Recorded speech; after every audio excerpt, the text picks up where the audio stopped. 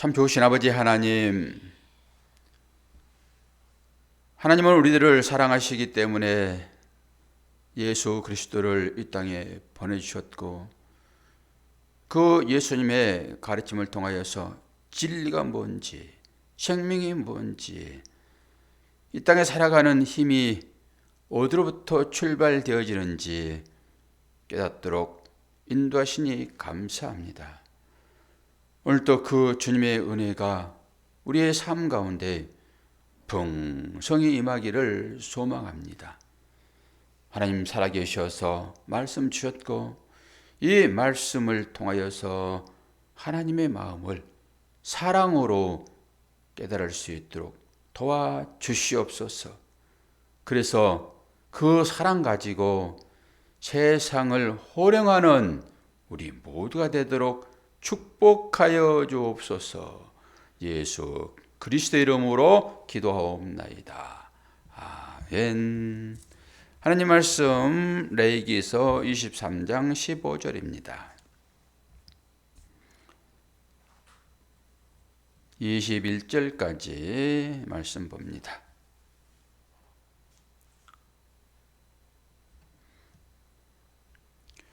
안식일 이튿날 곧 너희가 요제로 곡식단을 가져온 날부터 세어서 7 안식일에 수요를 채우고 7 안식일 이튿날까지 합하여 50일을 계수하여 새 소제를 여호와께 드리되 너희의 초소에서 10분의 2 에바로 만든 떡 2개를 가져다가 흔들지니 고운 가루에 누룩을 넣어서 구운 것이요 이는 첫 요제로 하나님께 드리는 것이며 너희는 또 이 떡과 함께 1년 된 흠없는 어린 양 7마리와 어린 수소 1마리와 순양 2마리를 드리되 이것들을 그 소제와 그 전제물과 함께 여호와께 드려서 번제로 삼을지니 이는 화제라 여호와께 향기로운 냄새며 또 순염소 하나로 속죄제들을 드리며 1년 된 어린 순양 2마리를 화목제물로 드릴 것이요 제사장은 그 첫 이삭의 떡과 함께 그 2마리 어린 양을 여호와 앞에 흔들어서 요제를 삼을 것이요 이것들은 여호와께 드리는 성물이니 제사장에게 드릴 것이며 이날에 너희는 너희 중에 성회를 공포하고 어떤 노동도 하지 말지니 이는 너희가 그 거주하는 각 처에서 대대로 지킬 영원한 규례니라. 아멘. 오늘은 이제 77절 절기 중에 하나이죠. 이스라엘의 대표적인 절기가 3가지가 있어요. 어떤 것인지 기억나나요? 네, 유월절, 초막절, 또 77절. 아이고 똑똑하십니다. 새벽에 이 정신이 맑네요. 유월절은 무교절 그렇게도 불러요. 유월절은 다 아시잖아요. 그건 무교절, 발효되지 않는 것으로 제사 드리는 거예요. 6월절 안에 모든 절기가 다 들어있다라고 보시면 돼요. 절기는 누구를 예표하고 있죠? 누구를 상징적으로 보여주고 있죠? 절기는 예수 그리스도. 그러니까 이 절기는 예수 그리스도를 보도록 인도하는 거잖아요. 그리고 이 절기는 실제적으로 삶 가운데서 일어난 일들을 또 절기를 줬으니까 그 가운데서 보아야 되겠죠. 77절도 그 마지막 똑같습니다. 새 절기 무칠초 이렇게 그냥 기억하시면 돼요. 무교절 이건 6월절이니까 무교절 오늘 나오는 77절 그리고 초막절 6월절은 무교절은 당연히 그 어린 양을 잡아서 취급할 때 그때 피가 발라지잖아요. 그 어린 양을 생각하시면 되죠. 그리고 초막절은 뭐예요?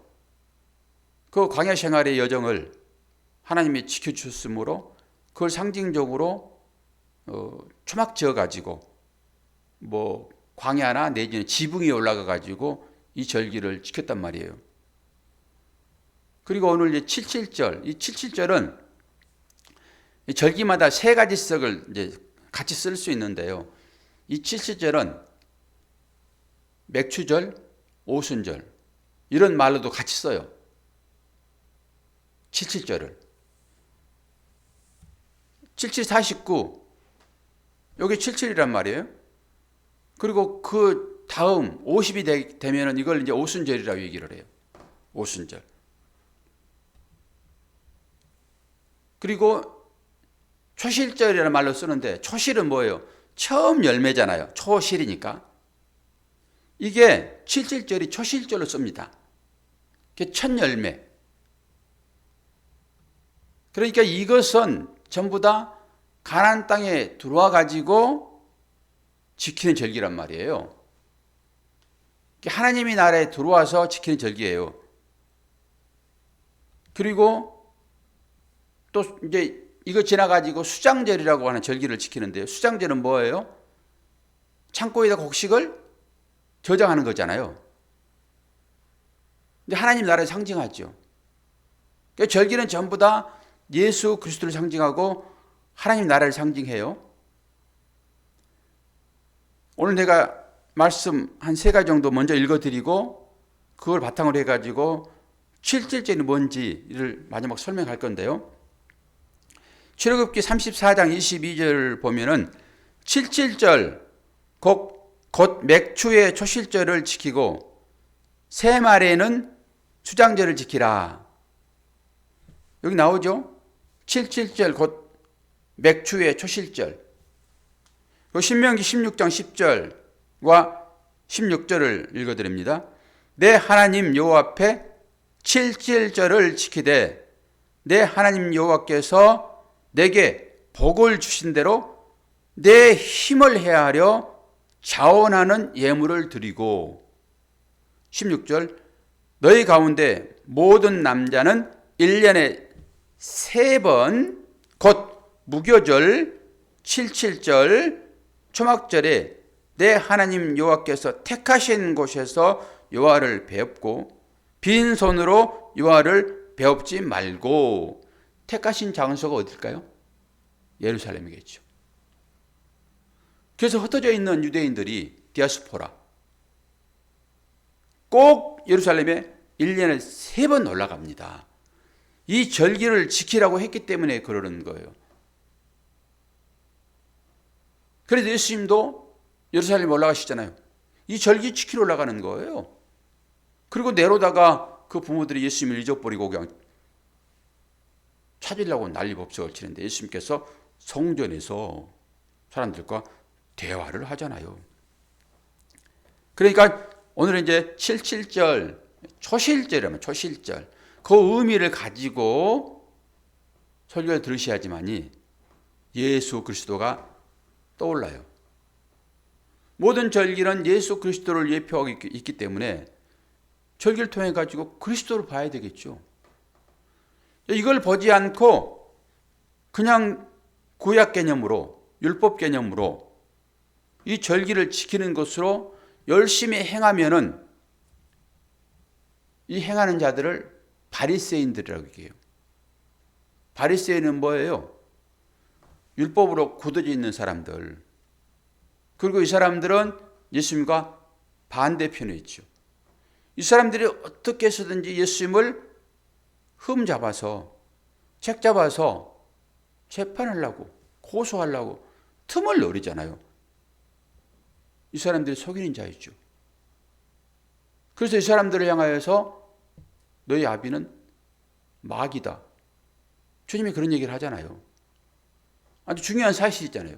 그러니까 이것을 문자로 지켜버리는 것이 아니라 이 절기가 말하고 있는 그 뜻이 무엇인가를 깨달아야 한단 말이에요. 그리고 이 모든 절기는 예수님을 얘기하고 있으니까 예수님께서 이 절기를 온전히 다 이루셨잖아요. 그 의미를 가지고 되새기는 의미로 우리가 성찬식을 하는 것처럼 그렇게 봐야 한단 말이에요. 그러니까 여기에도 신명기에서 나왔듯이 이 절기 때 내 힘을 헤아려 힘에 붙이는 대로 자원하는 예물을 드리고 그러잖아요. 그리고 16절에도 3번 나오는데 빈손으로 여호와를 뵙지 말라라고 얘기하잖아요. 그러니까 어떻게 해서든지 이 개념을 가지고 헌금을 가지고 나오는, 우리가 이걸 뛰어넘어서 이 모든 것들이 그리스도를 예표하고 있다라고 하는 그 마음을 가지고 그 드리는 것은 기념이니까 괜찮다니까요.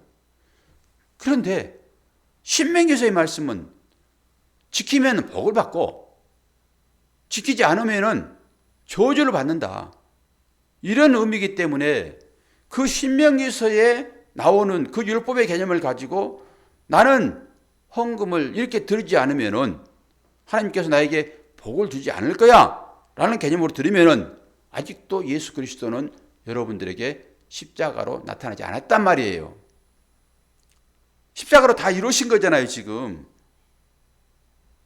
물론 드려도 좋으나 그런 개념이 아닌, 여러분이 나는 이제 예수님께서 내 대신 다 이 모든 것을 드렸어. 그리고 여러분이 나와서 예배 드릴 때 헌금을 드리는 것은 여러분 자신을 잡아서 하나님께 드릴 수 없잖아요. 그래서 내가 나를 드려야 되는데 나를 드리는 방법은 내가 움직여서 버는 돈이잖아요. 그게 생명처럼 여기는. 그래서 나를 드립니다 라는 개념을 가지고 여러분이 나를 움직여서 얻어진 그 소득을 하나님께 드리는 거라니까요. 그런데 구약의 이 개념을 가지고 드리면은 율법을 철저히 지키는 것이고 이것만 지키면은 다 되는 걸로 생각해 버린단 말이에요. 그건 아니죠. 이걸 여러분들이 분명히 깨달아야 돼요. 그리고 고린도전서 15장 20절을 읽어드리면 확실히 나올 거예요. 그러나 이제 그리스도께서 죽은 자 가운데서 살아나사 잠자는 자들의 첫 열매가 되셨도다.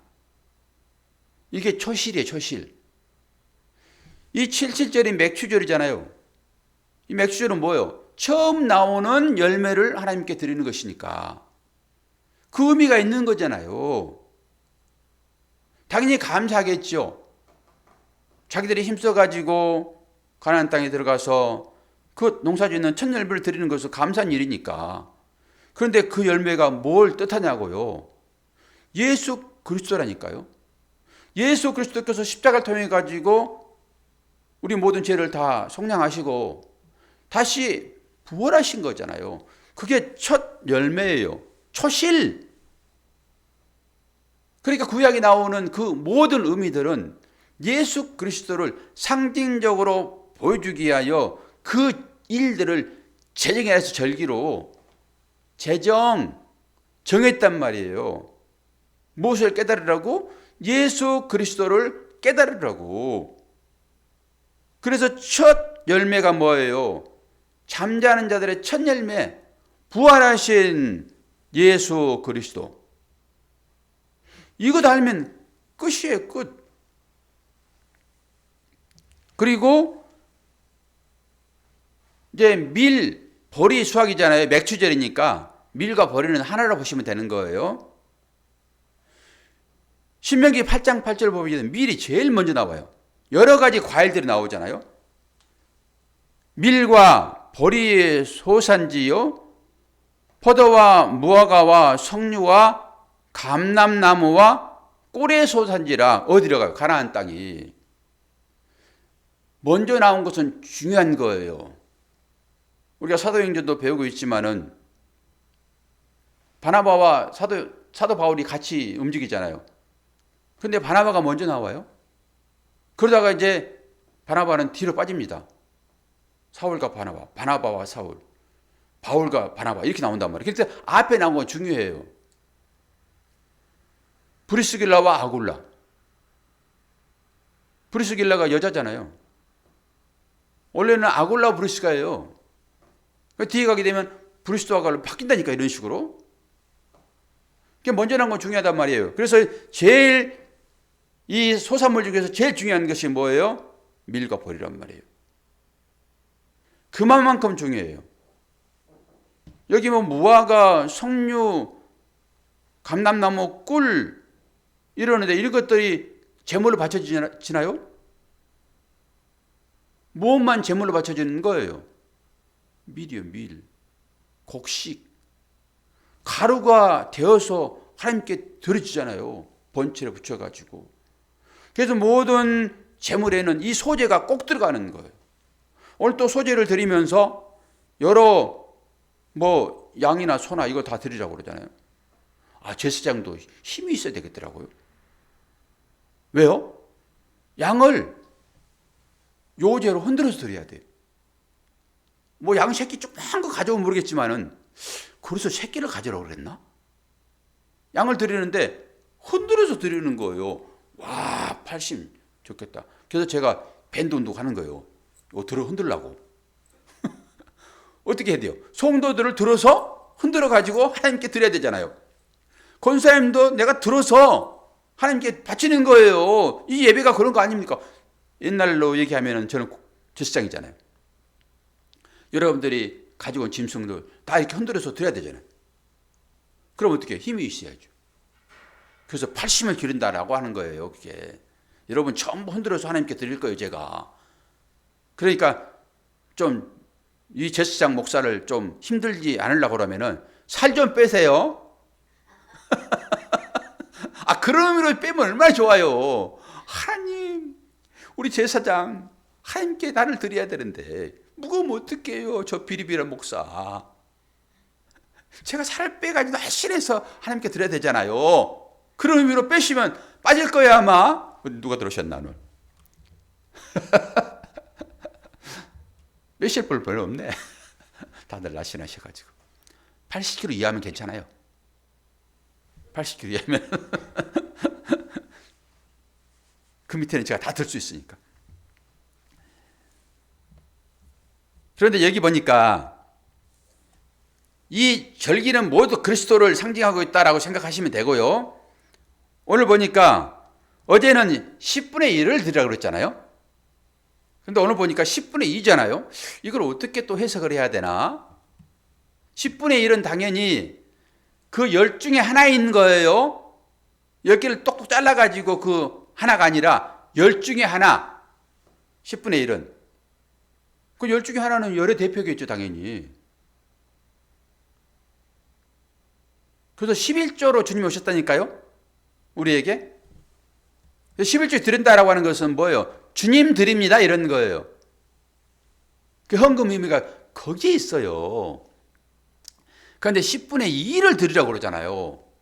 이것도 이제 해석을 해야 되겠죠. 그래서 2라는 의미를 제가 설명을 지난번에 다 했어요. 이거 출애굽기에 다 나오는 얘기들이에요. 지금 출애굽기에 다시 한번 복귀한다고 생각하시면 돼요. 이걸 싹 건너뛰어버릴까 그냥 그러다가도 안 되지. 하나님께 주신 말씀인데. 그리고 하나하나 살펴보다 보니까 은혜가 돼요. 이게 다 아는 내용들이지만은 여러분들의 기억이 이제 깜깜할 것이니까 이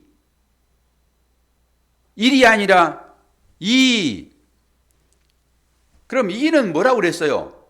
1, 2, 3, 4 이가 아니란 말이에요. 이라는 의미는 짝이라는 의미란 말이에요. 짝이라는 의미. 이쪽에 하나가 있는데 이쪽에 또 하나 있으면 이건 우리는 둘 그러잖아요. 그러니까 이 둘이라고 하는 것은 이 하나의 반대편에 있는 이런 의미가 강하단 말이에요. 그래서 이 둘은 늘 어떻게 해야 돼요? 하나로 합쳐져야 되는 거예요. 짝이니까 이게 음과 양의 일이기도 하고 하나로 있어가지고는 존재 자체가 안 되는 거예요. 여기서 나오는 이 2라고 하는 건 그런 의미란 말이에요. 우리가 하나, 둘, 셋, 넷, 다섯 이런 의미가 아니라 짝의 의미란 말이야. 짝의 의미. 그러면은 이 10분의 1은 그리스도니까 당연히 이 10분의 2도 이 그리스도와 짝이 돼야 되겠죠? 같은 개념이 되겠죠? 그래서 10분의 2인데 이것을 우리가 어디서 찾아볼 수 있냐 그러면은 그 출애굽할 때 만나를 내리시잖아요. 만나를. 그 매일 하루치만 거두죠. 그래서 언제 이틀치를 거둬요? 안식일 전날. 그때는 토요일 개념이 없었으니까. 안식일 전날. 그때는 이틀치를 거두잖아요. 그러면 이틀치, 그것은 내일의 양식이죠? 이렇게 오면 여러분들이 이제 이게 머리가 팍 돌아가야 돼요. 내일의 양식. 여기 주기도문에 나오는 양식이에요, 이게. 그 내일의 양식. 내일 먹을 양식. 아직 오지 않았잖아요. 내일이니까 오지가 않았죠. 해가 뜨면 또 내일이 있잖아요. 그 내일 먹을 양식. 그 내일의 양식은 사모님 누구라고 그랬어요? 주님이세요. 그건 영원한 양식이니까. 우리가 구제할 때 그 양식을 주는 거예요. 구제는 그런 개념이에요. 영원히 먹을 양식. 오늘 먹고 배고파 버리면은 그 양식이 무슨 의미가 있어요? 오늘 하루 살면은 끝이에요? 아니잖아요. 내일도 살아야 되고 모레 살아야죠. 영원히 살아야 되죠. 그 양식이 내일의 양식이란 말이에요. 그건 주님밖에 없어요. 만나를 주신 이유가 그런 거잖아요. 그러니까 오늘 내가 먹는 양식, 그것은 10분의 1. 10분의 1은 내일의 양식. 이것은 결합되어야 되는 것이고 오늘 먹을 이 양식은 나는 먹으면 죽는 거예요. 내일의 양식은 먹어야 돼요. 그러니까 오늘 이 10분의 2는 그런 개념이다라고 제가 정리를 했어요. 그 10분의 1이나 10분의 2나 같은 거예요. 10분의 1은 보이는 거고 10분의 2 둘째 것은 안 보이는 거예요. 이걸 볼 수 있느냐죠. 이게 내일의 양식이죠.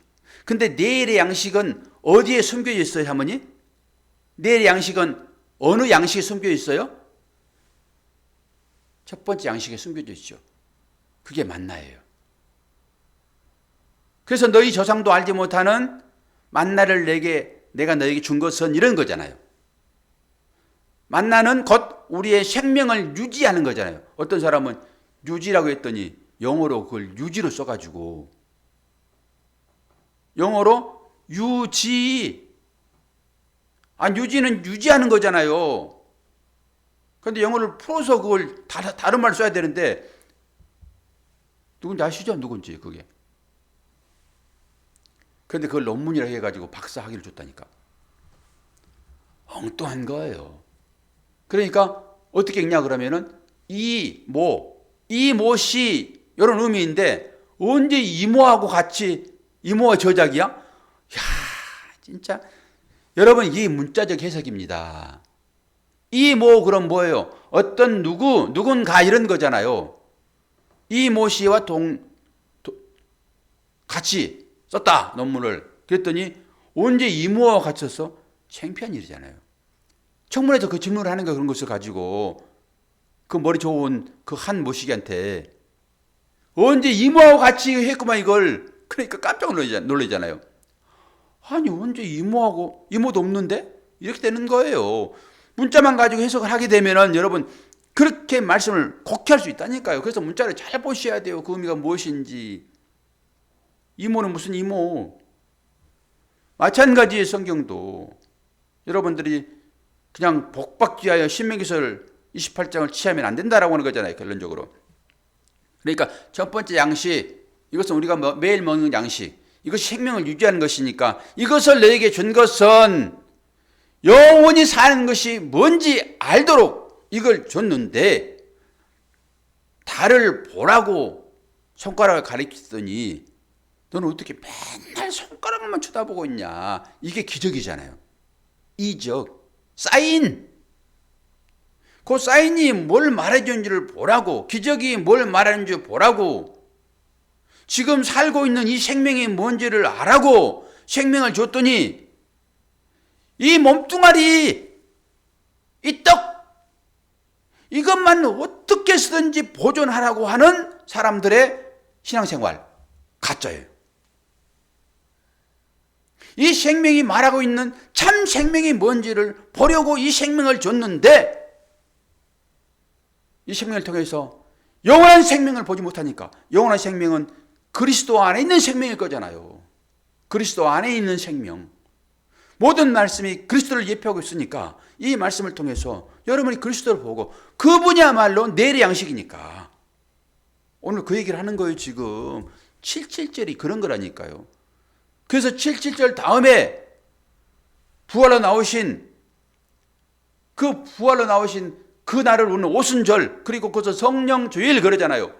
주님이 부활하신 다음에 첫 열매로 올라가시고 우리에게 성령을 내려주시잖아요. 사도행전에 그 나오잖아요. 성경이 전부 이렇게 풀어지는 거예요.